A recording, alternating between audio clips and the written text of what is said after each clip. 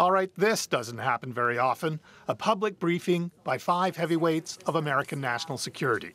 The president's national security advisor and the director of national intelligence, plus the heads of the FBI, Homeland Security, and the National Security Agency. Our focus here today is simply to tell the American people we acknowledge the threat. It is real, it is continuing, and we're doing everything we can to have a legitimate election that the American people can have trust in.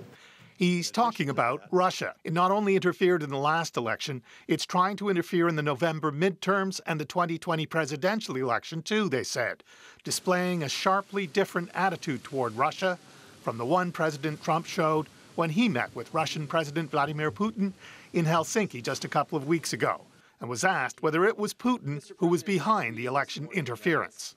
I have President Putin. He just said it's not Russia. I will say this, I don't see any reason why it would be. That set off alarms back home. The next day, Trump tried to clean it up, implying he just had a little slip of the tongue and hadn't noticed for pretty much a whole day that he'd said the opposite of what he claimed he'd intended. The sentence should have been, I don't see any reason why it wouldn't be Russia. Sort of a double negative. Many found that explanation difficult to believe, and in the days since, the president has gone back to characterizing the investigation into Russian election meddling as a rigged witch hunt, a stain on the country, and a disgrace. Here's what the security agencies want the people to know Russia is doing. Targeting U.S. officials and other U.S. persons through traditional intelligence tradecraft, criminal efforts to suppress voting and provide illegal campaign financing. All of those things are, of course, known to the president, Andrew. Yet he's invited Putin to Washington early next year, in part so he can continue talks with him about working together on, of all things, cybersecurity. Right, which is interesting. But Keith, it seemed like there was a broader undertone to what those security heads were saying today, beyond just interfering with an election.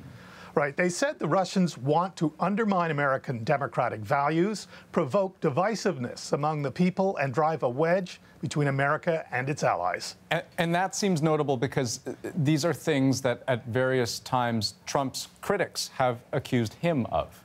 Exactly, they are. The president has talked about elections being rigged, the FBI and the Justice Department being part of a corrupt deep state, the media being the enemy of the people, and he's encouraged the breakup of the European Union. A couple of times during the briefing, it seemed as though the intelligence community was warning the president that saying those things only helps Putin's aim of destabilizing America and its allies. Keith Bogan, Washington, thanks very much. Thank you.